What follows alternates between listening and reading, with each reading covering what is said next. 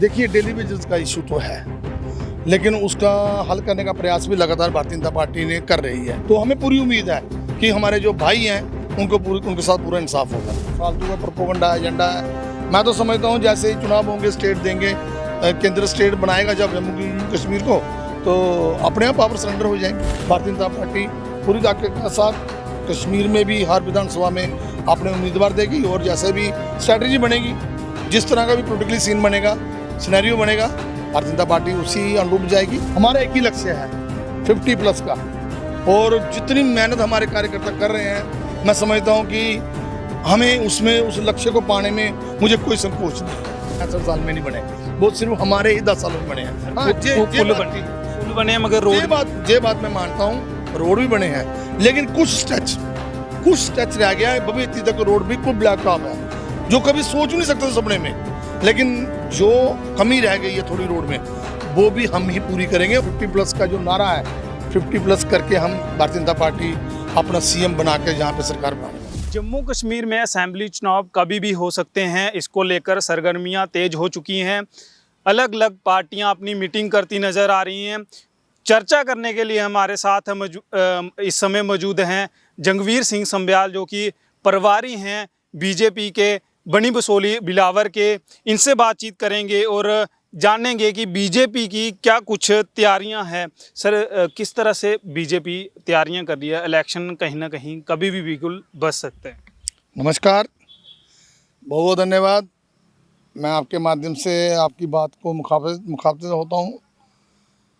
बात ऐसी है कि भारतीय जनता पार्टी चुनावों के लिए 24/7 तैयार रहती है, और हमारा जो पार्टी वर्कर के साथ जो हमारा काम है ग्राउंड लेवल तक, वो पार्टी का हर समय पार्टी जो है वो सक्रिय रहती है, और हमारे कार्यक्रम जो है वो बूथ लेवल पे चलते रहते हैं।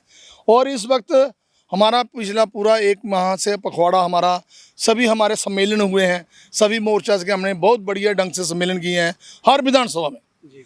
और हमारा त्रिदिवसीय सम्मेलन बहुत ही एक कामयाब, जो हमारी बूथ की एक संरचना है, उसके माध्यम से हमने पार्टी कार्यकर्ताओं को मजबूत करते हैं, उनसे हमारा मिलना रहता है। और चुनाव के लिए पार्टी प्रदेश स्तर पर, केंद्र स्तर पर पूरी ताकत के साथ तैयार बैठी है, और हम चुनाव किसी भी वक्त हो जाए, हम उसके लिए तैयार हैं। आपसे सवाल रहेगा, क्योंकि लोकसभा चुनाव हुए और भाजपा ने कश्मीर में कोई भी प्रत्याशी मतलब कि कैंडिडेट नहीं खड़ा किया। इस बार असेंबली चुनाव है, जितनी मेहनत भाजपा ने कश्मीर में की है, क्या लगता है कि इस बार असेंबली चुनाव में भाजपा के कैंडिडेट हो सकते हैं? निश्चित होंगे। लोकतंत्र का पर्व है और विधानसभा चुनाव है, ऐसा तो कहीं भी नहीं पीछे रह सकती कोई पॉलिटिकल पार्टी। और हमने डीडीसी चुनाव में भी हमारे उम्मीदवार जीते थे, और हमने म्यूनसिपल कमेटीज़ के भी चेयरमैन बनाए थे। और इस बार भी हम पूरी ताकत के साथ, भारतीय जनता पार्टी पूरी ताकत के साथ कश्मीर में भी हर विधानसभा में अपने उम्मीदवार देगी, और जैसे भी स्ट्रैटेजी बनेगी, जिस तरह का भी पोलिटिकली सीन बनेगा, सिनेरियो बनेगा, भारतीय जनता पार्टी उसी अनुरूप जाएगी। ये तो प्रदेश नेतृत्व और केंद्र नेतृत्व का सवाल है, वो करेंगे, लेकिन हमें विश्वास है कि कश्मीर में भी हम पूरी ताकत के साथ चुनाव लड़ेंगे। जिस तरह ही केंद्र सरकार ने एलजी प्रशासन को पावरें बढ़ाई हैं, उसी दौरान विपक्ष कहीं ना कहीं आप पे भारी दिखता नज़र आ रहा है। कहीं ना कहीं वो आपको घेर भी रहा है कि एलजी को पावर देना कहीं ना कहीं बीजेपी गरवा गई है यहाँ पर जम्मू कश्मीर में इलेक्शन के लिए। ऐसी कोई बात नहीं है। अगर केंद्र सरकार ने एलजी प्रशासन को पावर्स दी हैं, तो वो जम्मू कश्मीर यूटी का प्रशासन चलाना है, उसके लिए तो जो चीज़ भी चाहिए होगी, जो भी पावर चाहिए होगी, वो देनी पड़ेगी। लेकिन ये तो विपक्ष का ऐसे ही फालतू का प्रोपेगेंडा एजेंडा है। मैं तो समझता हूँ जैसे ही चुनाव होंगे, स्टेट देंगे, केंद्र स्टेट बनाएगा जब जम्मू कश्मीर को, तो अपने आप पावर सरेंडर हो जाएंगी, सारी पावर स्टेट के हाथ में आ जाएगी। अगर देखा जाए, अब इलेक्शन होंगे विधानसभा चुनाव में, कितनी दावेदारी रखता है भाजपा, कितनी सीटें पे दावा ठोक रही है? हमारे भारतीय जनता पार्टी के प्रदेश नेतृत्व ने और केंद्र नेतृत्व के आशीर्वाद से हमारा एक ही लक्ष्य है 50+ का, और जितनी मेहनत हमारे कार्यकर्ता कर रहे हैं, मैं समझता हूं कि हमें उस लक्ष्य को पाने में मुझे कोई संकोच नहीं है। और हम 50+ के नारे के साथ जो पूरा ज़मीन पे पूरा करेंगे और भारतीय जनता पार्टी का चीफ मिनिस्टर बनाकर हम कामयाबी हासिल करेंगे। जम्मू में अहम मुद्दे रहे हैं, चाहे वो डेली विज़िट ले लीजिए, पीएचई डेली विज़िट ले लीजिए, अदर डेली विज़िट ले लीजिए, चाहे वो सांबा को लेकर बात की जाए तो सांबा में रेलवे स्टेशन से जब से कोविड आया है तब से वो वहाँ पर कोई ट्रेन से नहीं रुक रही। सुंब का ले लीजिए, सुंब में अभी तक जो रोड बनने जा रहा था वो कंप्लीट नहीं हो पाया। जब इलेक्शन आती है तो वो स्टार्ट होता है, उसके बाद वो फिर से बंद हो जाता है। उसको किस तरह से देखते हैं आप, क्योंकि सांबा के अहम मुद्दे हैं ये, अहम रहने वाले। देखिए सर, जो रेल रुकने का सवाल है वो सबका इशू है, जी वो पूरे सांबा निवासियों का इशू है, उसमें हम भी आते हैं। और हमने मेंबर पार्लियामेंट हमारे माननीय श्री जुगल किशोर शर्मा जी के आगे पुरजोर तरीके से, जब हम चुनाव के कैंपेन में थे तो सभी लोगों के साथ मिलकर हमने भी ये बात रखी है।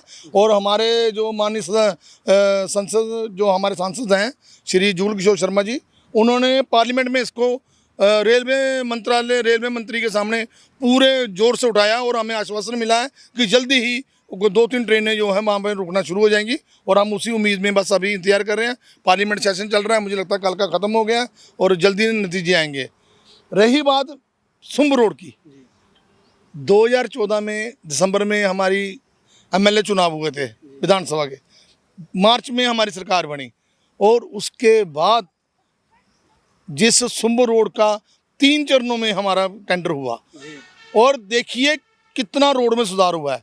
जितने हमारे पुल बने हैं सुंब रोड में पिछले 60 साल में 65 साल में नहीं बने, वो सिर्फ हमारे ही 10 सालों में बने हैं। हाँ, पुल बने हैं मगर रोड, ये बात मैं मानता हूँ, रोड भी बने हैं लेकिन कुछ स्ट्रेच रह गया है। भविष्य तक रोड बिल्कुल ब्लैक टॉप है, जो कभी सोच नहीं सकते थे सपने में।